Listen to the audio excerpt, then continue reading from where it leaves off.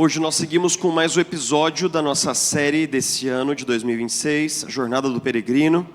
E eu quero convidar você para abrir no texto base comigo, que está lá no livro de Gênesis, capítulo 11, verso 1.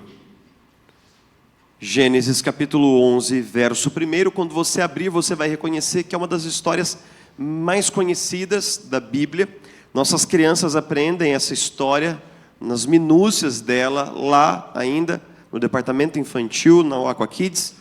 E hoje nós vamos ter a oportunidade de refletir um pouco sobre o que ela significa para a jornada do nosso peregrino e também para a nossa jornada.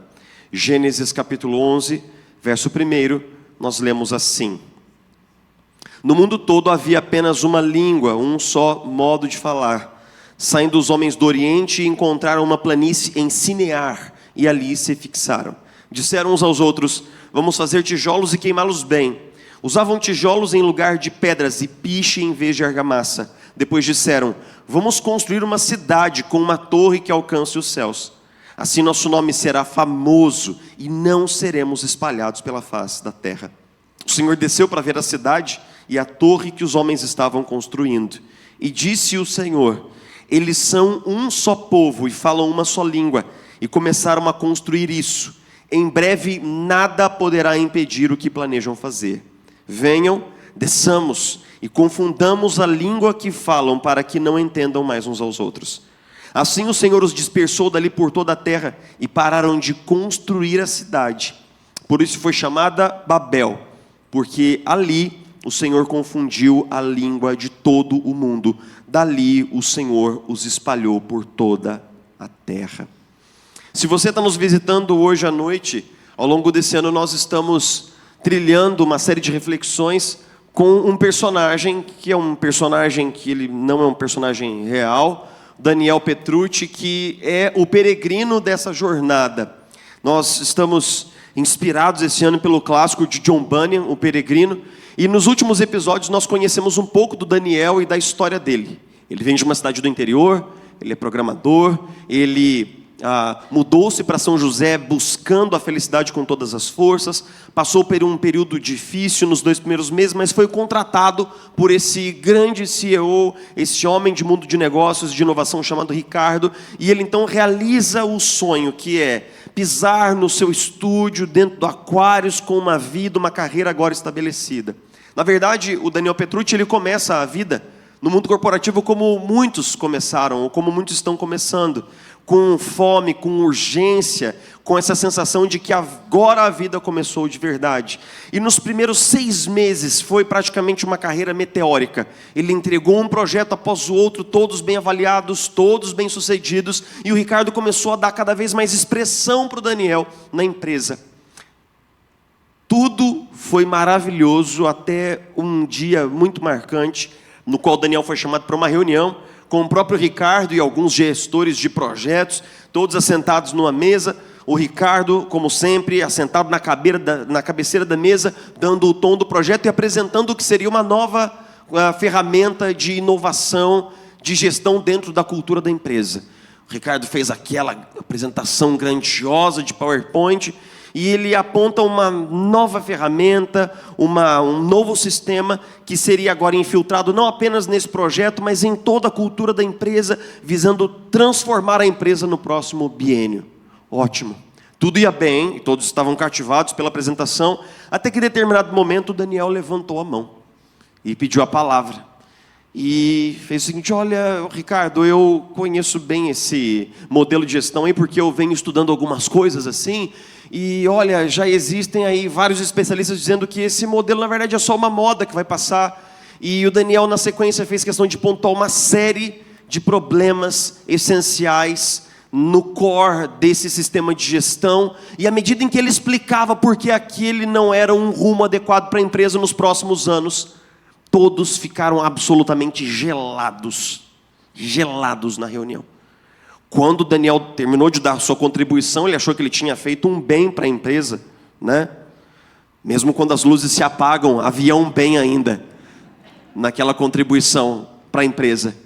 E então as luzes voltam e o Ricardo sai daquela reunião feliz, sabendo que ele contribuiu para que um erro não fosse cometido, cumprimentou todos e foi com a sua consciência muito tranquila para sua casa, dizendo: fiz mais um gol, fiz mais uma coisa boa pela empresa. Quão surpreso ficou o Daniel quando no dia seguinte ele entra na empresa e ele vai até a sua estação de trabalho, como de normal, cumprimenta colegas pelo caminho. Chegando na estação de trabalho, nenhum dos seus pertences pessoais está lá. O seu porta-retrato, os seus mimos de nerd, nada está no seu devido lugar. E a primeira coisa que passa pela cabeça dele é: bom, provavelmente me mudaram de posição aqui, eu estou em outra mesa, de repente num lugar até um pouco melhor aqui na empresa. E ele então passa por uma colega que já trabalhou com ele num projeto anterior e pergunta: olha, você sabe para onde levaram minhas coisas? Assim, você sabe onde que? Porque eu preciso começar a trabalhar. E ela fica pálida e diz: olha, você não viu? Você não sabe? Você não abriu o seu WhatsApp hoje de manhã? E ele: mas o que tem no WhatsApp? O Ricardo te tirou de todos os grupos da empresa no meio da madrugada. E quando eu cheguei aqui hoje de manhã, eu dei uma fuçada e é o seguinte: você foi demitido. Você pode passar lá no RH porque eles estão te esperando lá. Ele abriu abruptamente o celular, seus olhos meio que ainda atordoados e um buraco no estômago, ele pensando: olha, isso não pode ser verdade, isso não pode ser verdade. E ele então vai até o RH e ele recebe uma pequena caixa com todos os seus pertences e ele vai para casa. No Uber ele já começa a gerenciar essa raiva. E ele começa a pensar o seguinte, que isso já havia acontecido antes. A sua amiga lhe falou. Quando muitas vezes o Ricardo era questionado na frente de uma reunião, ele sentia sua identidade ameaçada e, respondendo àquela ameaça, ele demitiu pessoas que eram muito importantes para a empresa, num futuro recente. E ele chegou em casa perguntando para si mesmo: como é possível que isso tenha acontecido? Que cara tão infantil, que cara tão mesquinho, que cara tão pequeno. Como que ele acha que contestar uma ideia é um ataque à identidade dele? E ele sentiu durante dias uma raiva, todas as vezes que ele pensava no Ricardo. Depois de uma semana, ele acordou com a autoestima completamente destroçada por esses eventos, com sua confiança totalmente solapada. Ele olhou no espelho e ele descobriu uma coisa, que não era uma boa descoberta. Que não era justo ele criticar o Ricardo por ter colocado a sua identidade toda na sua posição, porque para ele, o Daniel, a sua identidade também estava colocada no seu trabalho. Ele se olhou no espelho e ele viu que ele e o Ricardo eram a mesma pessoa, apenas em posições diferentes e com idades diferentes, e que a sua autoestima e o seu senso de identidade era totalmente derivado do seu trabalho. Então Daniel começa a descobrir um lado um pouco não tão bonito do mundo que nós vivemos. Esse mundo no qual vencer não é apenas uma meta, mas se torna uma identidade. Aquele mundo no qual nós não somos apenas alguém que trabalha, nós somos o nosso desempenho. Esse mundo no qual você não tem resultados, você é o seu próprio resultado. E por trás disso, uma pergunta sempre silenciosa, ressoando na alma, que é: eu sou suficiente? Daniel descobriu porque, para algumas pessoas, vencer é absolutamente tudo. Porque vencer é o único jeito delas mostrarem que são alguém, delas provarem o seu valor, delas mostrarem a sua identidade. Não porque essas pessoas querem apenas vencer, querem apenas progredir, não porque elas querem apenas sucesso, mas porque essas pessoas querem calar uma voz interior que insiste que elas não são o suficiente. Espiritualmente, o que acontece é que o peregrino, nosso peregrino, ele começa agora a entender um pouco da lógica do Aquários, da lógica da nossa cidade e talvez a lógica do nosso tempo, que é basicamente a ideia de você ainda não tem uma identidade, você precisa construir uma. Mas essa lógica, ela não é nova, ela não é exclusiva da modernidade, ela está aqui desde o começo do mundo, e é sobre isso que fala história da Torre de Babel. Pense comigo como essa história que nós conhecemos, muitos de nós, desde criança, como essa história é curiosa. Existe um projeto arquitetônico em caminho que incomoda o coração de Deus. E que Deus toma tempo para ir lá e desfazer aquilo que está sendo feito. Você fala assim, bom, mas isso já aconteceu na história da humanidade? Um projeto, uma ponte, um estádio, não sei, um monumento, uma catedral, alguma coisa que os homens estejam construindo que chega a incomodar o coração de Deus e que Deus tem de intervir no projeto, isso já aconteceu antes. Por que é que Deus está tão incomodado com essa torre? No capítulo 11, nós temos a introdução dizendo assim, no mundo havia apenas uma língua, um só modo de falar. E os homens, eles saem do Oriente, eles vão para o Ocidente e se fixam numa planície, lá em Sinear. Aonde nós sabemos é a Mesopotâmia, esse Oriente Próximo Antigo, essa faixa de terra ali, bem perto dessa miúca ali da Ásia Menor. Muito bem. Ali, nessa planície gigantesca, não existem pedras, não existem monolitos suficientes, por causa da própria geografia, e então os homens, para edificar construções, eles desenvolvem uma coisa nova, eles passam a queimar os tijolos, para que os tijolos tenham mais solidez, eles possam aguentar mais carga, e você possa ter construções maiores edificadas verticalmente. Esse salto tecnológico, esse melhoramento dos processos construtivos, dá vazão a uma ideia que é, nossa, uma vez que nós conseguimos fazer isso aqui, vamos fazer o seguinte, vamos construir uma torre que alcance os céus. O nome, aqui no hebraico, essa expressão basicamente, no hebraico, traduzido de forma bem literal, é o seguinte, vamos construir uma torre cuja cabeça está nos céus. Muito bem. O que é essa torre? Nós vamos descobrir que essa torre é o que os arqueólogos chamam de zigurate. O que é um zigurate? Um zigurate é o seguinte, imagine uma montanha artificial criada pelo homem, onde nós temos uma primeira camada de substrato, de rocha, pedra, argamassa, uma série de outras coisas, formando um grande círculo. E existe uma elevação, uma camada. Imagine que é um bolo, e você vai conseguir visualizar junto comigo. Depois existe um recuo e uma outra camada desse bolo redondo. Depois um outro recuo, e existem esses recuos. Quando você ouve falar de vez em quando assim dos jardins da Babilônia, provavelmente se tratava de um zigurate, onde nesses recuos haviam jardins. E o que é um zigurate? É um monumento que é tanto um projeto arquitetônico quanto um projeto religioso. Porque os babilônicos, eles acreditavam que no topo do zigurate, o céu e a terra se encontravam e os deuses habitavam ali. Agora, por que é que esses caras querem construir um negócio desse? Por duas coisas. Primeiro, por um senso de orgulho, aonde eles dizem assim, vamos construir uma torre, nosso nome será muito famoso, nosso nome será muito conhecido. E se você pensar bem, essa tentativa de imortalizar o nome numa obra, ela é a coisa mais etérea, mais perene que existe na alma humana. Se você caminha um pouco pelas redes sociais hoje, a sede do coração humano de ser conhecido, de ser validado, de ser popular, de se tornar famoso, nós tornaremos o nosso nome famoso. E então, uma coisa que se alia ao orgulho é o medo. Nós não seremos espalhados pela face da terra. Os eruditos vão dizer que existe aqui um eco do dilúvio, porque Deus ordena no capítulo 1 de Gênesis que o homem se espalhe pela terra e povoe a terra. E depois de Noé, no capítulo 9, nós tomamos em poucos versículos duas ordens para que eles se esparramem pela terra e povoem a terra, depois de Noé. Mas esses homens, eles têm medo de esparramar pela terra. Medo do quê? Medo de que, vivendo uma vida ímpia, talvez Deus os submeta a um novo julgamento. Então eles não querem se esparramar pela terra. Eles querem uma torre alta, que funcione como um exílio ou um refúgio, caso Deus intervenha com um novo dilúvio, mesmo quando Deus prometeu que não o faria. Movidos por orgulho, movidos por medo, eles constroem esse projeto que não é apenas um projeto arquitetônico, é um projeto de identidade. Porque essa torre provará que eles são famosos, essa torre fará com que eles sejam conhecidos.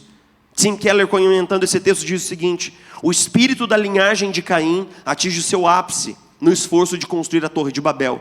A nova cidade e sua torre foram desenhadas para ajudar os seus construtores a terem uma identidade à parte do seu relacionamento, à parte do serviço de Deus.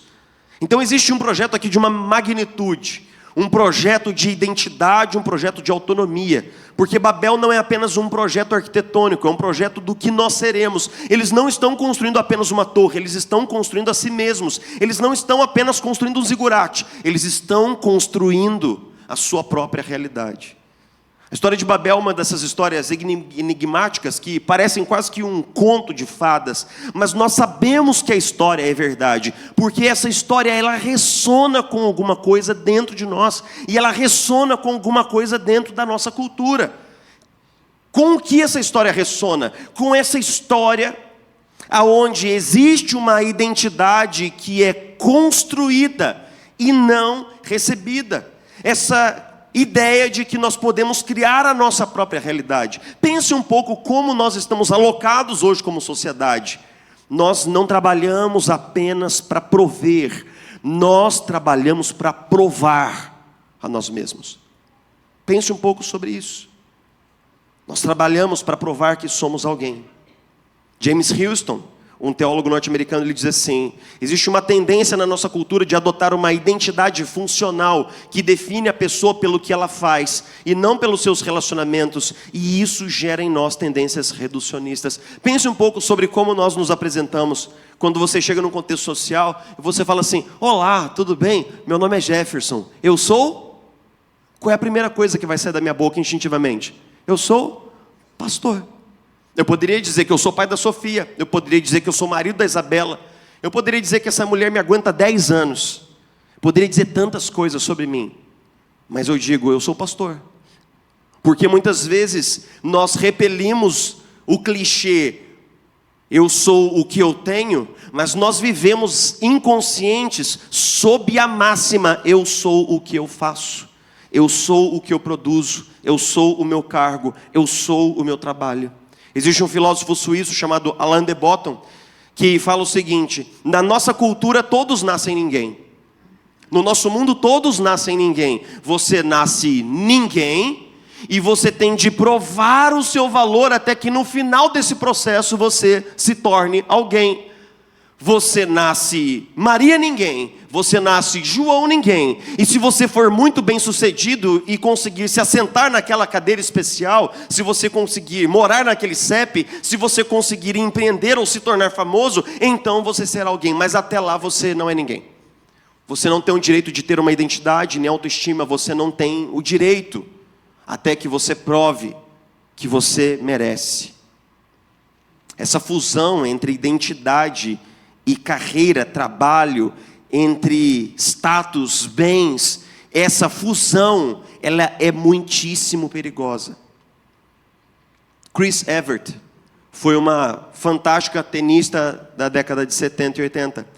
Ela ganhou todos os títulos possíveis, ela tinha números imbatíveis, ela se tornou praticamente uma pessoa, uma atleta que revolucionou muitas práticas e movimentos do tênis feminino para todo sempre. Muito conhecida, muito famosa, mas ela se aposentou jovem como todos os atletas, especialmente num esporte de altíssimo rendimento que é o tênis. Mais tarde ela dá uma entrevista falando sobre a sua aposentadoria e ela diz assim: eu não tinha ideia de quem eu era ou do que poderia ter sido longe do tênis. Eu estava deprimida e temerosa porque grande parte da minha vida tinha sido definida por meu status de campeã do tênis. Fiquei completamente perdida quando me aposentei. Vencer fazia-me sentir que eu era alguém, fazia-me sentir bonita. Era como se eu estivesse sob o efeito de uma droga. Eu precisava das vitórias e do aplauso para ter uma identidade. Algumas vezes eu converso com pessoas aqui do nosso bairro, da nossa cidade, e essas pessoas falam um pouco comigo, especialmente quando nós conversamos sobre aposentadoria. E ela fala assim: ah, pastor, não sei. Porque às vezes eu brinco aqui do púlpito dizendo o seguinte, que eu comecei no ministério aos 19, que hoje eu estou com 41, e que às vezes eu acho que eu já estou para me aposentar. Ou ficando velho, cansado, né? Com a cabeça fraca, pergunto para um membro que já está aqui há 3, 4 semanas se é a primeira vez, né? Isso acontece. E aí essa brincadeira suscita um papo em que a pessoa muitas vezes fala assim: pastor, você não pensa em se aposentar muito por agora não, né? Porque olha, pastor, olha, quando eu olho para a aposentadoria, eu penso na minha aposentadoria, me vem uma coisa ruim. Eu falo, é mesmo? E o que você pensa, o que você sente? Imagina só, pastor, eu acordei na segunda-feira. Eu falo, tá, estou acompanhando. E aí, não tem um lugar para ir para trabalhar. Eu falo, tá, estou acompanhando. E aí não tem as coisas para entregar, os negócios para fazer, não tem chefe, não tem empresa. Eu falo, tá, eu estou acompanhando, eu estou gostando, pode seguir, segue, vai para frente aí. O que tem mais? Nessa semana do aposentado tem churrasco? O que tem, né? Tem pedalada no parque, o que tem? Essa pessoa fala assim, não sei, pastor, quando eu penso na aposentadoria eu sinto um vazio. E isso é chocante. Porque até onde eu sei, um aposentado ele tem tempo para curtir seus filhos, seus netos, sua família, fazer um hobby, aprender a tocar violão, aprender francês, je ne parle français, você pode aprender uma língua nova, você pode viajar, você pode fazer tantas coisas, mas porque não existe trabalho, essa pessoa olha para o futuro e ela vê o quê? Ela vê vazio. Isso é aterrador. Esse olhar para o futuro onde existe relacionamento, família, amor, existe tantas coisas, mas quando a aposentadoria se torna um vazio, o que é que isso diz como um diagnóstico da nossa alma? O que é que isso fala sobre mim, sobre você? A grande questão é que nós temos esse imaginário de que em algum momento nós vamos ser o suficiente, fazer o suficiente, em que nós vamos deixar um legado. E eu não coloquei isso daqui no manuscrito original desse sermão hoje à noite, mas eu quero compartilhar com você. Acho que foi 2023, provavelmente, antes da Isabela engravidar, ela queria fazer uma última viagem para que, né, a gente pudesse dedicar os anos posteriores aos nossos filhos. E aí ela quis e nós fomos para a Itália. E na Itália nós fizemos um dos passeios mais interessantes que nós já fizemos em todos os tempos, que foi, nós fizemos uma visita guiada no Coliseu. E aí você anda assim pelas galerias internas do Coliseu e você passa em túneis aonde há 2000 anos atrás passaram os gladiadores. E esses túneis subterrâneos, eles dão vazão, dão caminho até o centro. Existe, na configuração original do Coliseu, existia um palco de madeira sobre a cabeça e lá em cima a areia, a arena e a gritaria dos espectadores. Estima-se que cerca de 60 mil pessoas se apinhavam nos maiores eventos do Coliseu. Muito bem. E então, dentro ali da comitiva que estava com o nosso guia, que era um historiador especialista no Coliseu, alguém erigiu uma pergunta que é a seguinte: fale para nós aí o nome de um grande gladiador muito conhecido, mais conhecido de todos os tempos. E o guia disse sim, nós não sabemos. Mas teve gladiadores muito famosos e tal? Sim. Mas nós não conhecemos, nós não temos essa lista dos gladiadores mais famosos de todos os tempos. E aí o cara que estava fazendo a pergunta rebateu e disse, mas assim, todo mundo sabe quem foi o maior jogador de todos os tempos? O Pelé, nós sabemos do Maradona, nós sabemos do Messi. E aí houve uma pausa filosófica para todo aquele grupo. Aquele cara se dirigiu a nós e disse assim: você acha que as pessoas saberão quem foi Pelé daqui a 2000 anos? Talvez nem o futebol exista daqui a 2000 anos. E nós temos essa ideia de que se nós ascendermos o suficiente, nós vamos entrar numa espécie de Olimpo, onde existem os nomes daqueles que serão lembrados para todo sempre. Isso não existe. Ninguém será lembrado para sempre. Daqui a 100 anos ninguém saberá quem nós fomos. Pode ser que eu vire uma placa numa sala da IP Aquários. Só isso, nada mais do que isso. A ideia e a aspiração dos construtores de Babel, de que eles vão construir um nome para eles mesmos, eles serão famosos, ela acaba descambando para uma grande ironia no texto, que é a seguinte: leia o texto de frente para trás, de trás para frente, leia no hebraico, leia em todas as traduções disponíveis, leia, e você vai descobrir que você não sabe o nome dos construtores de Babel, sabe? Porque o texto não os menciona. Eles desejavam erigir um nome que durasse, eles desejavam ficar famosos, e eles caíram solapados pelo anonimato. Eles desejavam se ajuntar, mas eles acabaram sendo espalhados por toda a terra. Eles erigem e constroem uma torre cuja cabeça está nos céus, mas numa grande ironia de linguagem, Deus tem de descer e descer muito para ver o que eles estão construindo. Existe aqui uma ironia se desenvolvendo no texto, aonde você não sabe o nome dos construtores de Babel, mas paradoxalmente você sabe o nome de Abraão, um homem idoso chamado por Deus para ser o pai de nações. Você conhece esse homem, você é filho espiritual dele. O ato de Deus, ao julgar aquela obra, significa que Deus via um grande potencial para o mal em tudo aquilo. O potencial de criar-se precocemente uma cultura de rebelião e de autonomia contra Deus. Então a dispersão é tanto um freio gracioso de Deus para o processo de multiplicação do mal, como de novo um eco do dilúvio, aonde Deus sabe onde essas coisas elas vão chegar e Deus freia esse processo de corrupção do ser humano.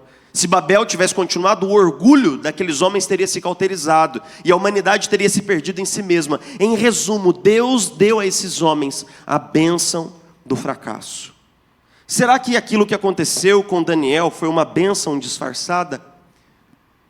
Depois de 35 dias buscando trabalho e fazendo contatos e acessando o seu network, Daniel tinha agora pouco dinheiro, pouco tempo, muita ansiedade, noites mal dormidas, e pairava sobre o coração dele um senso de urgência, de ansiedade e de medo. Mas nesses dias em que ele estava tão ansioso e tão perturbado no seu mundo interior, ele acordou com a barriga roncando uma manhã e foi tomar um cafezinho com leite, com pão na chapa na padaria, porque como a gente sabe, isso é capaz de curar muitas dores e muitas angústias. Então ele foi para a padaria, tomou seu café, comeu seu pãozinho, pegou sua comanda, dirigiu-se à fila, e na fila dessa padaria, que ele usualmente frequentava nos últimos meses, ele viu pela primeira vez uma mulher que trabalhava ali. E esse encontro visual com essa mulher foi muito marcante para o coração do Daniel, porque enquanto ela passava um pano no chão, fazendo um trabalho que na perspectiva do Daniel era praticamente um subemprego, enquanto ela passava um pano no chão, ela cantava baixinho uma canção, e ela cantava com tanta alegria, os olhos dela cintilavam de alegria, ela estava envolvida naquela tarefa, mas o coração dela cantava realidades de alegria, e de felicidade e de paz. Ele não sabia que música era, mas provavelmente era uma música cristã, porque ele foi capaz de discernir a palavra Jesus em muitos lugares da letra daquela música. E naquele momento houve um baque, um choque no coração de Daniel, porque ele tinha angariado nos últimos meses, comprado com seu rico dinheirinho, tantas coisas que talvez aquela mulher não dispusesse. E ele tinha uma carreira tão promissor, muito mais do que a dela no futuro. E se olhando em comparação a ela, ele tinha tantas coisas que ela não tem, mas ela tinha uma paz que ele nunca havia experimentado. Na simplicidade daquela mulher, no trabalho dela, na honestidade dela, havia um sorriso, uma candura, uma leveza e uma paz que Daniel não conhecia. E então ele fez algumas perguntas para si mesmo. Por que alguém, aparentemente com tão pouco, pode parecer tão inteiro, e eu com tanto me sinto tão fragmentado? Ela não tem o sucesso que eu busco, ela tem a paz que eu nunca encontrei. Daniel saiu dali incomodado e pensativo.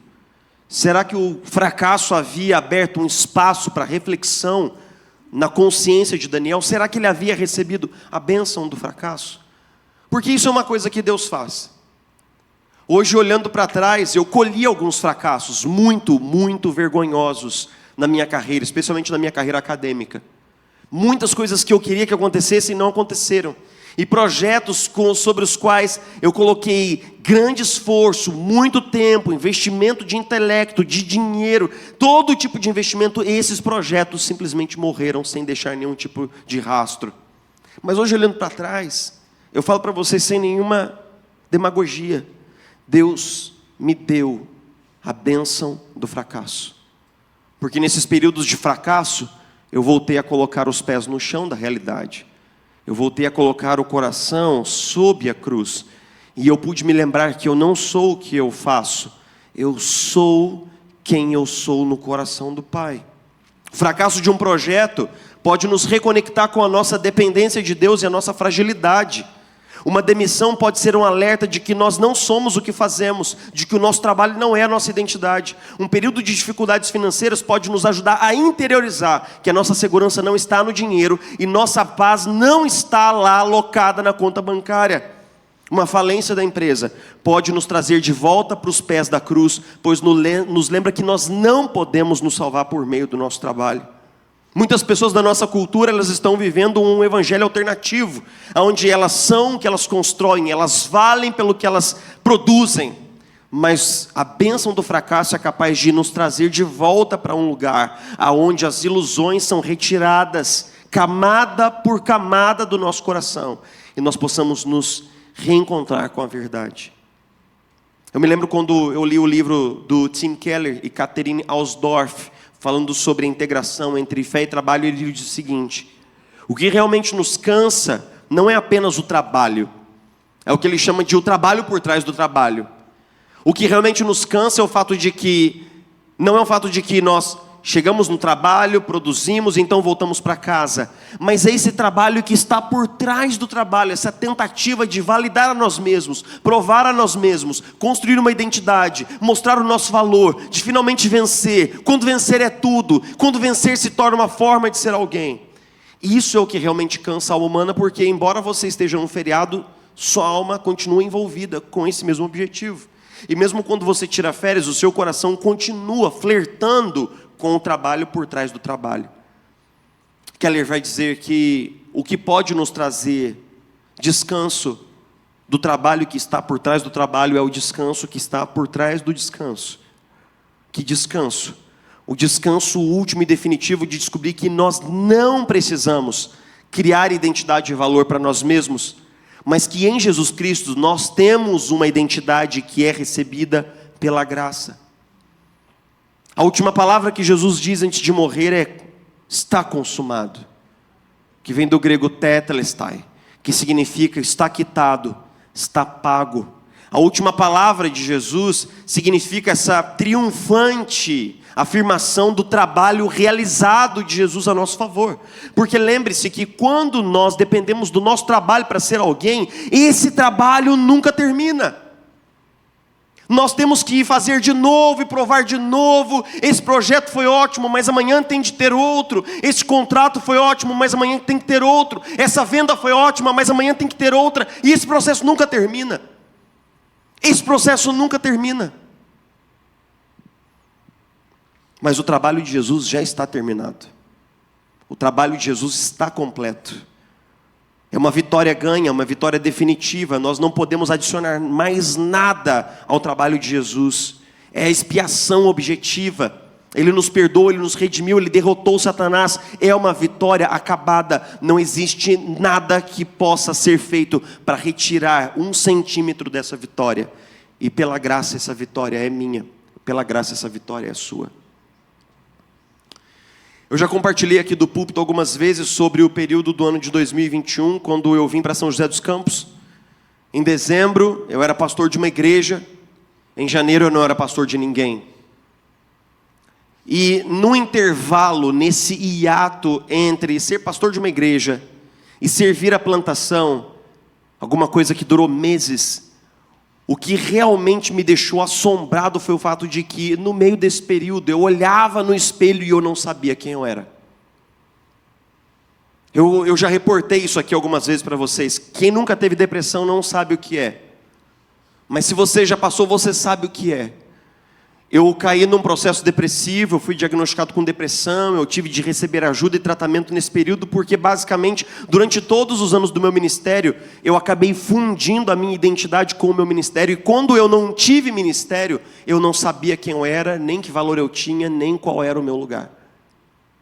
Nesse período eu fiz muitas reflexões no meu diário espiritual. Tomei nota de muitos dos sentimentos que estavam machucando e estavam ferindo a minha alma. Mas eu me lembro que um dia eu me lembrei de uma história, e eu fiz o registro disso no meu diário espiritual, de uma história que, quando eu tinha de 12 para 13 anos, eu li a Bíblia inteira de capa a capa.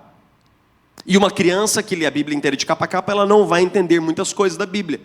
Mas muitos textos, eles gravaram em mim uma impressão, porque eram textos curiosos, eram textos provocativos. E eu me lembro que, chegando no finalzinho da Bíblia, passando por Gênesis, havia um texto que dizia assim, que naquele dia, quando nós estivermos diante de Deus, Ele vai nos entregar uma pedrinha branca.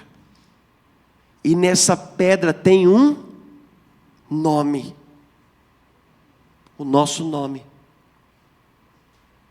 Sabe o que essa pedrinha branca quer dizer? Essa pedrinha branca quer dizer que Deus sabe quem você é. Só Deus sabe quem você é. Se você está passando por um período em que sua empresa faliu, em que você está sem trabalho, em que sua carreira não vai bem, que as coisas não estão acontecendo para você, eu quero dizer, eu sinto muito. Eu realmente sinto muito. Mas eu quero dizer, você não é nenhuma dessas coisas. Nenhuma dessas coisas define você. É um período, é uma circunstância. Essas coisas, elas falam sobre um tempo. Elas não falam sobre identidade. Elas falam sobre uma circunstância. Elas não falam sobre valor. Porque existe uma pedrinha branca. E essa pedrinha branca é o nome que nós temos no coração de Deus. Imagine o coração de um Deus que tem um nome especial preparado para você. Esse Deus que te conhece pelo nome. Esse Deus que sabe quem você é. Esse Deus que tem a sua identidade gravada no coração dele. Que Deus possa dar graça para que, se nós estivermos passando por um vale, e se Deus preparou para nós esse tempo de estanqueidade de resultados, se Deus preparou para nós esse tempo em que nós estamos como um barco lá, tendo o casco reparado, se Deus tem para nós a bênção do fracasso nesse momento, que nós possamos saber o que Deus está derramando sobre nós. Deus está derramando sobre nós a convicção de que o que nós somos em Jesus, nós somos por causa de Jesus, nós somos no coração de Jesus. Obrigado, Senhor. Obrigado porque a cultura ao nosso redor tenta dizer quem nós somos a partir do que produzimos. A cultura ao nosso redor, ela tenta nos posicionar num determinado cenário onde nossa identidade é dependente do nosso cargo, do nosso status. Mas obrigado porque o Senhor nos ensina que eu sou quem você diz que eu sou. E obrigado porque nós sabemos o que o Senhor sente e pensa a nosso respeito. O Senhor enviou o seu Filho para morrer em nosso lugar na cruz do Calvário. E isso já diz tudo o que nós precisamos saber sobre quem nós somos no seu coração. Nós somos amados, nós fomos perdoados. Nós que estávamos em rebelião, fomos levados de volta para casa. Agora somos filhos, somos filhas. Nós podemos tirar os sapatos dos pés. Nós podemos simplesmente sentar no seu colo e curtir o fogão a lenha. Nós podemos simplesmente comer o pão de queijo na sua presença, nos deleitando em quem tu és para nós, nosso Pai, nosso amigo, nosso Senhor, nosso Redentor. Obrigado, Jesus. Obrigado porque esse lugar de chegada que nós temos imaginado na nossa carreira, ele é um beco sem saída. Mas a sua presença é o verdadeiro lar que a nossa alma anseia. Eu peço, Senhor Jesus, uma bênção muito especial para aqueles que estão passando por tempos difíceis aqui. Eu peço que o Senhor lhes dê paz no seio da tormenta, em nome de Jesus. Espírito Santo, distribui uma medida generosa, sacudida, recalcada, de paz no coração daqueles que estão se sentindo abatidos, combalidos e fracassados, daqueles que estão se sentindo sem rumo, sem valor ou sem utilidade. Peço que o Senhor derrame, Senhor, um conforto no coração daqueles que estão se sentindo confusos, perdidos. Peço, Senhor, que o Senhor derrame graça sobre aqueles que pensam que o jogo já acabou. Obrigado, Jesus, pela bênção do fracasso. Obrigado porque muitas vezes ela nos traz de volta a realidade. Ela nos traz de volta a sobriedade. É um remédio amargo. Jesus, eu bem posso dizer isso. É um remédio amargo. Amargo.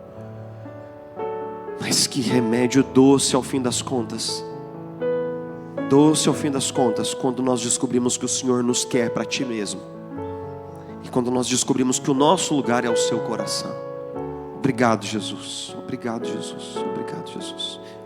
Nós Te damos graças. Obrigado, Jesus. Amém.